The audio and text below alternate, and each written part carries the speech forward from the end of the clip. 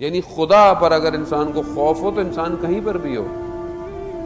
میر داماد کے والد کا واقعہ ہے جو بہت بڑے فلاسفر تھے.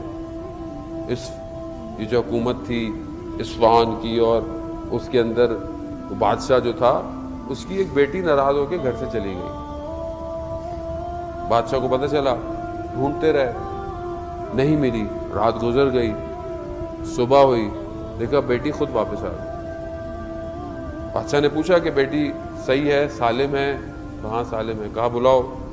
کہا کہاں گئی تھی رات کو؟ کہا ناراض ہو کے نکل گئی، شہر سے ہوتی ہوتی بازار. رات ہو گئی.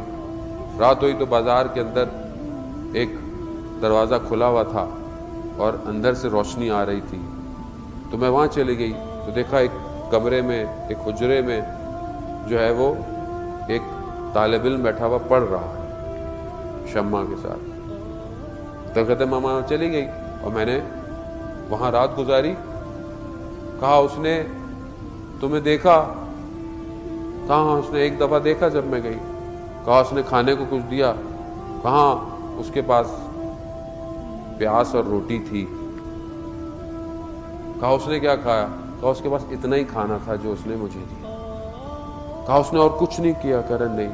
کہا اس کو بلاؤ، طالب علم. اس طالب علم کو بلایا، اسے پوچھا کہ تم نے میری بیٹی کو دیکھا تھا؟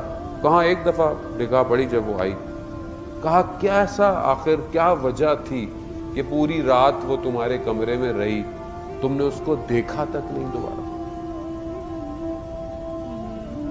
کہا جب مجھے وسوسہ ہوتا تھا کہ میں اس کو دیکھوں تو میں خدا کی بارگاہ میں کہتا تھا پروردگار میری عفت اور میری پاک دامنی کو بچا، اور میں اس کے لیے اپنی ایک انگلی کو شمع کے اوپر رکھتا تھا،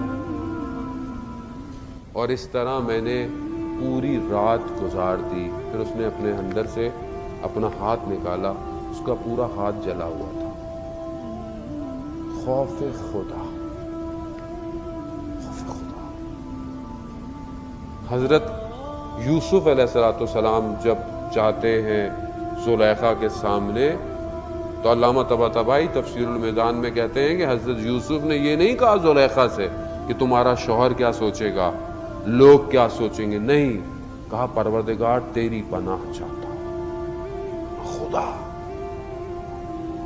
یعنی خدا کی طرف، اصلا اپنے اوپر نہیں ہے، نبی ہے، صالحین میں سے، صدیقین میں سے، مگر یہ نہیں کہا کہ میں نہیں، کہا تیری پناہ پروردگار تو بچانے والا ہے. کہا یوسف کو مڑ جاؤ. یوسف 7 بند دروازے کھول دیے.